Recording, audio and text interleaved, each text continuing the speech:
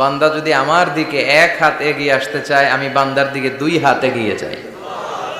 ওয়া ইন আতানি ইয়ামশি আতাইতুহু হারওয়ালা। আমার বান্দা যদি হেঁটে হেঁটে আমার কাছে আসতে চায়, আমি আল্লাহ আমার বান্দার কাছে দৌড়ে দৌড়ে যাই। কি এক আল্লাহ আমরা পাইছি। ফাযকুরুনি ওয়াশকুরুলি ওয়ালা তাকফুরুন। আমার স্মরণ করো, আমিও তোমাদের স্মরণ করব।